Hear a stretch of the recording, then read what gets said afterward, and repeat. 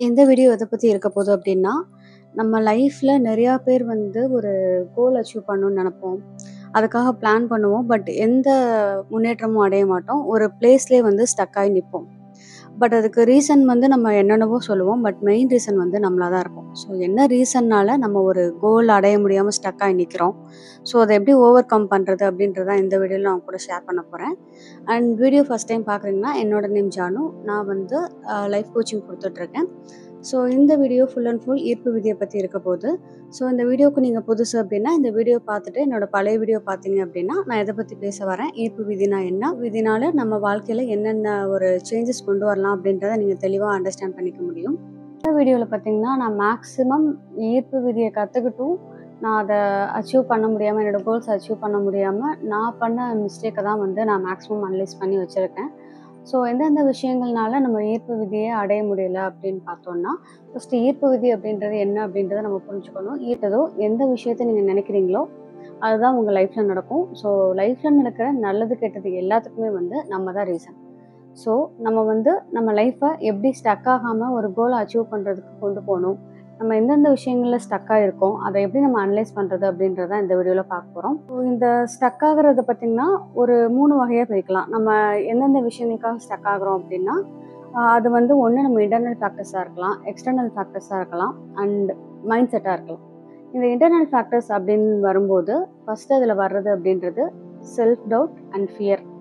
எல்லா விஷயத்துக்கும் பயப்படுறது, நம்மளால இது முடியுமா அப்படின்னு சொல்லிட்டு, ஒரு விஷயத்த பத்தி அதிகமா யோசிக்கிறது. அதிகமா யோசிக்கும்போது நம்மளுக்கு என்ன ஆகும் அப்படின்னா, ஒரு டைம்ல வந்து நம்ம மேலேயே வந்து டவுட் வந்துரும். நம்மளால இது முடியுமா? பண்ண முடியுமா? பண்ண முடியாதா? அப்படின்னு சொல்லிட்டு ரொம்ப செல்ஃப் டவுட் அதிகமாக ஆரம்பிச்சுரும். எந்த இடத்துல உங்களுக்கு உங்கள பத்தி ஒரு செல்ஃப் டவுட் அதிகமாகுதோ, அந்த இடத்துல பயமுமே அதிகமாகும். ஸோ ஃபர்ஸ்ட்டு வந்து நம்ம தவிர்க்க வேண்டியது வந்து, நம்ம மேல ஒரு டவுட் வச்சுக்கிறதும், பயப்படுறதையும் வந்து ஃபர்ஸ்ட்டு வந்து நம்ம தவிர்க்கணும். அண்ட் 2வது வந்து லேக் ஆஃப் கிளாரிட்டி. இந்த லேக் ஆஃப் கிளாரிட்டி எதில வருது அப்படின்னா, லைக் இப்போ நீங்க ஒரு கோலோ, இல்ல ஒரு அச்சீவ்மெண்ட் இது பண்ணணும் அப்படின்னு நினைக்கிறீங்க. பட் அதையுமே வந்து நம்மளால பண்ண முடியுமா? அத நம்ம ஒரு கோல அடையும் போது என்ன ஆகும்னா, அத சுத்தி சம்டைம்ஸ் எல்லா டைமும் வந்து பெர்ஃபெக்ட்டா, பாசிட்டிவா எல்லாம் நடக்காது.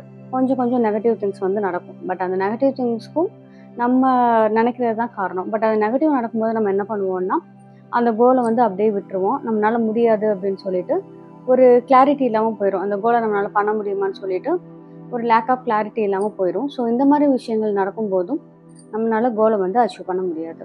அண்ட் 3 வந்து நெகட்டிவ் செல்ஃப் டாக். இது வந்து நம்ம அதிகமாவே பண்ணுவோம். ஆ நம்மள நம்மளே வந்து நெறைய திட்டிப்போம். நம்மளால இந்த விஷயம் முடியாது, நம்மளால பண்ண முடியாது, நம்ம இவ்வளோதான் அப்படின்னு சொல்லிட்டு, நம்மள நம்மளே நெகட்டிவா வந்து அதிகமா யோசிப்போம்.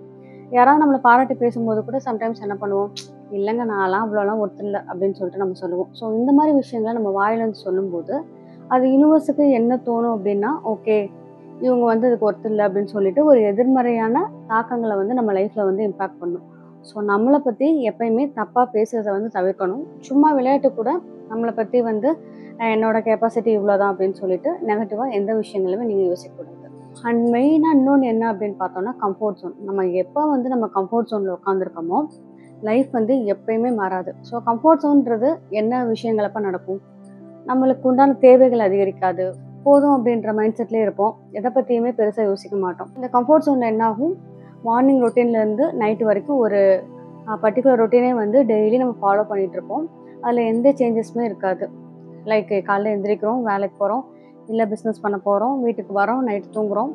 இந்த மாரி விஷயங்கள் தான் ஓடிட்டு இருக்குமே தவிர, உங்க லைஃப்ல அச்சீவ் பண்றதுக்கு ஒரு கோல் எடுத்திருக்கீங்க அப்படின்னா, அதுக்கு உண்டான ஏதாவது ஸ்டெப் எடுத்திருக்கீங்களா? அத பத்தி ஏதாவது அனலைஸ் பண்ணியிருக்கீங்களா? பேசியிருக்கீங்களா? அப்படின்னு பார்த்தா, நம்ம எதுவுமே பண்ணியிருக்க மாட்டோம். பட் ஒரு ஆசை மட்டும் இருக்கும். நம்ம அச்சீவ் பண்ணணும் அப்படின்ற ஒரு ஆசை இருக்கும்.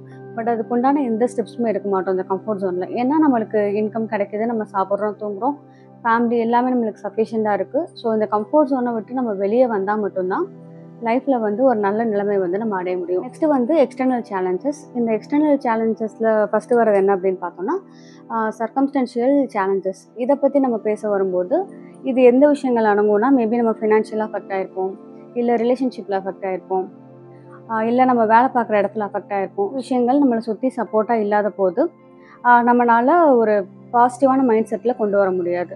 ஸோ நம்மள சுத்தி இருக்கிறவங்களும் நல்லா இருக்கிற மாரி நீங்க பார்த்துக்கணும். அண்ட் உங்கள சுத்தி ஒரு நெகட்டிவான பீப்பிள் இருக்காங்க அப்படின்னா, அந்த இடத்த விட்டு தயவு செய்து வெளிய வந்துருங்க. மேபி அது ஒர்க் பிளேஸாக இருந்தாலும் சரி, இல்லை ஃப்ரெண்ட்ஷிப்பாக இருந்தாலும் சரி, அந்த இடத்துல உங்களோட செல்ஃப் கான்ஃபிடன்ஸ் வந்து கம்மியாகிற மாதிரி இருக்குது அப்படின்னா அந்த இடத்த விட்டு நீங்கள் கண்டிப்பாக வெளியே வந்துடணும். அண்ட் நெக்ஸ்ட் வந்து டாக்ஸிக் என்விரான்மெண்ட். இந்த டாக்ஸிக் என்விரான்மெண்ட்டும் சிமிலாரிட்டி நான் முன்னாடி சொன்ன மாதிரி தான். உங்களை சுற்றி நெகட்டிவ் பீப்புள்ஸ் இருக்காங்க, உங்களை வந்து கீழே புல் டவுன் பண்ணுறாங்க அப்படின்னா அந்த இடத்த விட்டு நீங்கள் எவ்வளோ சீக்கிரம் வெளியே வரீங்களோ அவ்வளோ சீக்கிரம் உங்கள் லைஃப் வந்து ரொம்ப நல்லாவே நடக்கும். இதை வந்து நான் ஏன் இவ்வளோ அழுத்தி சொல்கிறேன் அப்படின்னா, நான் என்னோடய லைஃப்பில் ஒரு பெரிய ஒரு இம்பேக்டான ஒரு நல்ல லைஃப் கொண்டு போனது சம்டைம்ஸ் எனக்கு கொஞ்சம் கீழே போனது வந்து இந்த டாக்ஸிக் பீப்புள்னால மட்டும்தான். ஸோ டாக்ஸிக் பீப்புள் உங்கள் லைஃப்பில் இருக்காங்கன்னா தயவுசெய்து எவ்வளோ சீக்கிரம் வெளியே வர முடியுமோ அவ்வளோ சீக்கிரம் அந்த இடத்த விட்டு வெளியே வந்துடுங்க. அது ஃப்ரெண்ட்ஷிப்பாக இருந்தாலும் சரி, ஒர்க் பண்ணுற இடமா எதுவாக இருந்தாலும் டாக்ஸிக் பீப்புள் கிட்ட நிறையா வந்து நீங்கள் உங்கள் விஷயத்த ஷேர் பண்ணுறதோ இல்லை அந்த மாதிரி சரௌண்டிங்கில் உங்கள் லைஃப் அமைகிறத வந்து எவ்வளோ தூரம் உங்களால் அவாய்ட் பண்ண முடியுமோ அதை வந்து நீங்கள் அவாய்ட் பண்ணிக்கோங்க. And lack of support. சில பேர்கிட்ட நம்ம பேரண்ட்ஸ்கிட்ட சப்போர்ட் இல்லாமல் இருக்கலாம், இல்லை உங்கள் பார்ட்னர்ஸ் கிட்ட சப்போர்ட் இல்லாமல் இருக்கலாம். ஸோ அந்த மாதிரி விஷயங்கள்லாம் உங்ககிட்ட உட்காந்து பேசுங்க. எனக்கு இந்த மாதிரி சப்போர்ட் வேணும், எமோஷனல் சப்போர்ட் வேணும் அப்படின்னு சொல்லிட்டு நீங்கள் உட்காந்து பேசுனீங்கனாலே நிறையா விஷயம் ஷார்ட் அவுட் ஆகும். ஸோ இந்த சப்போர்ட்டும் வந்து ரொம்ப லைஃப்பில் வந்து முக்கியம். நெக்ஸ்ட் எந்த விஷயம்னாலும் நம்ம லைஃப் ஸ்ட்ரகிள் ஆகும் அப்படின்னு பார்த்தோம்னா மைண்ட் செட் பிலீஃப்ஸ். இந்த மைண்ட் செட் பிலீஃப்ஸில் என்னென்ன மாதிரி விஷயங்கள் அடங்கும்னா லிமிட்டட் பிலீஃப்ஸ் அப்படின்னு சொல்லலாம். லிமிட்டட் பிலீஃப்ஸ்ன்றது நம்ம காலமாக நம்ம மனசுக்குள்ளே விதைக்கப்பட்ட ஒரு எண்ணங்கள். நம்ம லைஃப்பில் வந்து இவ்வளோ தான் நம்மளால் அச்சீவ் பண்ண முடியும், என்னோட இன்கம் இவ்வளோ தான், என்னோட ஃபேமிலி சுச்சுவேஷன் இப்படி தான், இதை மாரி என்னால் பெருசாக எதுவும் அச்சீவ் பண்ண முடியாது. ஸோ அப்படின்ற மாதிரி விஷயங்கள் நடக்கும்போது இது என்ன ஆகும்னா லிமிட்டட் பிலீஃப்ஸ். நம்மளால் முடியாது, இதுக்கு மேலே வந்து தாண்டி நம்ம எந்த அச்சீவ்மெண்ட்டும் பண்ண முடியாது, எந்த கோலையும் யோசிக்க முடியாது அப்படின்ற மாதிரி ஒரு லிமிட்டட் பிலீஃப்ஸை நீங்கள் வச்சுருந்தீங்க அப்படின்னாலும் லைஃப் வந்து ரொம்ப ஸ்டக் ஆகும். பட் இந்த ஈர்ப்பு விதி என்ன சொல்லுது, உங்களுக்கு வேணுன்றது கண்டிப்பாக கிடைக்கும். உங்களுடைய எண்ணங்கள் அலைன்மெண்ட் எல்லாமே நேர்மறையாக சீராக உங்களுக்கு வேணுன்றது கிடைக்கும் அப்படின்றத நீங்கள் பிளைண்டாக நம்புனீங்க அப்படின்னா ஈர்ப்பு விதி உங்கள் லைஃப்பில் கண்டிப்பாக அதை கொண்டு வந்து நிறுத்தும். ஸோ நீங்கள் என்ன பண்ணுறீங்க அப்படின்னா அந்த லிமிட்டட் பிலீஃப்ஸே விட்டுருங்க. உங்கள் கையில் இப்போ வந்து உங்களுக்கு ஒரு பெரிய வீடு கட்டணும்னு ஆசை, பட் உங்ககிட்ட வந்து ஒரு மாதம் இன்கமே பார்த்தீங்கன்னா ஒரு 10,000 20,000 அப்படின்னாலும் உங்கள் கோலை வந்து விடாதீங்க. எனக்கு இந்த வீடு கட்டணும்னு சொல்லிட்டு நியூஸ் கிட்ட சொல்லிகிட்டே இருங்க, அதுக்குண்டான ஒரு ஸ்டெப்பை பார்த்துட்டே இருங்க. இவ்வளோதான் 10,000 தான் இருக்குது, இதை வச்சு நான் லோன் போட முடியுமா, இல்லை வீடு கட்ட முடியுமா, நிறைய டவுட்ஸ் வரும். பட் வந்து நீங்கள் வீடை போய் பாருங்கள், லைக் கூகுளில் நிறையா சர்ச் பண்ணுங்கள், இல்லை ஒரு கன்ஸ்ட்ரக்ட் பண்ணுறக்கு வீடை பாருங்கள். ஸோ இந்த மாதிரி விஷயங்கள் பண்ணும்போது யூனிவர்ஸ் வந்து உங்களுக்கு அதுக்குண்டான ஆப்பர்ச்சுனிட்டிஸை கண்டிப்பாக கொண்டு வரும். ஸோ லிமிட்டட் பிலீஃப்ஸை விட்டுட்டு பிளைண்டாக வந்து யூனிவர்ஸை நம்புங்க. நெக்ஸ்ட் என்ன அப்படின்னு பார்த்தோம்னா நம்மளுடைய பாஸ்ட் எக்ஸ்பீரியன்ஸ். இந்த பாஸ்ட் எக்ஸ்பீரியன்ஸ் எதில் வருது அப்படின்னா லைஃப்பில் லைக் நிறைய அடிபட்டிருப்போம். இந்த மாதிரி விஷயங்கள் நடக்கும்போது ஆல்ரெடி நம்ம இந்த விஷயத்தில் அடிபட்டோம், இதையும் மீறி நம்ம மறுபடியும் பண்ணால் நம்ம லைஃப் இப்படி தான் போகும் அப்படின்னு சொல்லிட்டு நினைப்போம். லைக் இப்போ நீங்கள் ஒரு பிஸ்னஸ் எடுத்துருக்கீங்க, அதுக்கு முன்னாடியே நீங்கள் பிஸ்னஸ் ஐடியா பண்ணியிருக்கீங்க, பட் அதில் வந்து தோத்துட்டீங்க. இதுக்கப்புறமா நான் பிஸ்னஸ் பண்ண முடியுமான்னு சொல்லிட்டு நிறைய பேர் டவுட் வரும். பட் நீங்கள் என்ன பண்ணணும்னா அந்த பிஸ்னஸில் என்ன தப்பு பண்ணீங்க அப்படின்றத யோசிச்சிருக்கணும். மேபி நெகட்டிவான தாட்ஸை நிறையா நீங்கள் அட்ராக்ட் பண்ணியிருக்கலாம், சுற்றி எதுவுமே அனலைஸ் பண்ணாமல் இருந்திருக்கலாம். ஸோ அந்த மாதிரி விஷயங்கள் பண்ணும்போது நீங்கள் மறுபடியும் பிஸ்னஸ் தொடங்க வந்து கண்டிப்பாக தயங்குவீங்க. ஸோ அந்த பாஸ்ட் எக்ஸ்பீரியன்ஸ் எல்லாம் நீங்கள் ஓவர் கம் பண்ணி ஆகணும். அதில் என்னென்ன தப்பு பண்ணீங்க அப்படின்றத அனலைஸ் பண்ணுங்கள். எவ்வளோ தூரம் நீங்கள் நெகட்டிவாக இம்பேக்ட் ஆனீங்கன்றதை அனலைஸ் பண்ணிவிட்டு பாசிட்டிவாக மைண்ட் மாறிச்சினாலே வந்து நம்ம வேணுன்றதை வந்து அச்சீவ் பண்ணிக்க முடியும். ஸோ இந்த ஸ்டக் ஆகிற மூமெண்ட்லேருந்து நம்ம எப்படி வெளியே வரலாம் அப்படின்றத இப்போ பார்க்கலாம். ஃபஸ்ட்டு நம்மளை நாமளே செல்ஃபாக லவ் பண்ணணும். நம்மளை வந்து குறை சொல்லக்கூடாது. நம்மக்கிட்ட இருக்கிற நல்ல கேரக்டருக்காக யூனிவர்ஸ் கிட்ட வந்து நன்றி சொல்லணும். அண்ட் அஃபர்மேஷன்ஸ் நிறையா கேட்கணும். இது எல்லாமே வந்து பேசிக். அண்ட் இப்போ உங்கள் கோல் அச்சீவ் பண்ணணும்னு நினைக்கிறீங்க அப்படின்னா நான் ஆல்ரெடி சொன்ன மாதிரி எந்த டவுட்டும் இல்லாமல் பிளைண்டாக அந்த கோலை நம்பி நீங்கள் என்னென்ன பண்ணணுமோ பண்ணுங்கள். அதுக்குண்டான ப்ராக்டிஸ் நிறையாவே இருக்குது. ஸோ அந்த ப்ராக்டிஸ் எல்லாமே நீங்கள் ஃபாலோ பண்ணலாம். 55x5 இருக்கலாம், 367 விஷுவலைசேஷன், நிறைய ப்ராக்டிசஸ் இருக்குது. ஸோ அது மாதிரி கூட நீங்கள் ஃபாலோ பண்ணிக்கலாம். அண்டு லைக் உங்களை செல்ஃப் கேர் வந்து அதிகமாக பண்ணிக்கோங்க. மேபி நீங்கள் யோகா பண்ணுறதா இருக்கலாம், இல்லை மார்னிங் எழுந்திரிச்சு வாக்கிங் போகிறதா இருக்கலாம், இல்லை உங்ககிட்ட சில பேட் ஹேபிட்ஸ் இருக்கலாம், அந்த ஹேபிட்ஸ் விடுறதா இருக்கலாம். ஸோ அந்த மாதிரி விஷயங்கள் வந்து நீங்கள் அதிகமாக பண்ணுங்கள்.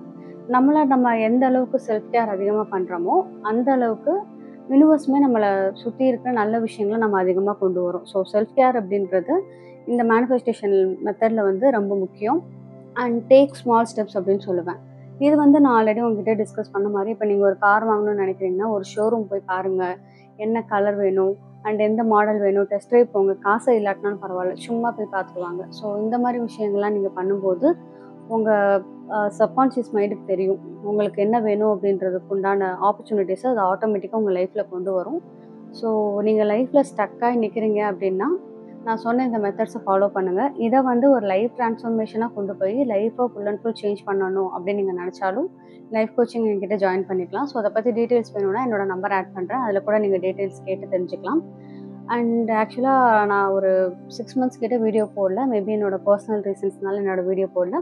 அண்ட் இதுக்கப்புறம் வந்து வீடியோ கண்டிப்பா கன்டினியூஸா வரும். அண்ட் இதுவரைக்கும் எனக்கு சப்போர்ட் பண்ண எல்லாருக்குமே தேங்க்ஸ். அண்ட் வீடியோ சப்ஸ்கிரைப் பண்ணாம பார்க்குறீங்க அப்படின்னா, வீடியோ சப்ஸ்கிரைப் பண்ணுங்க. பக்கத்துல இருக்க பெல் ஐகான கிளிக் பண்ணுங்க.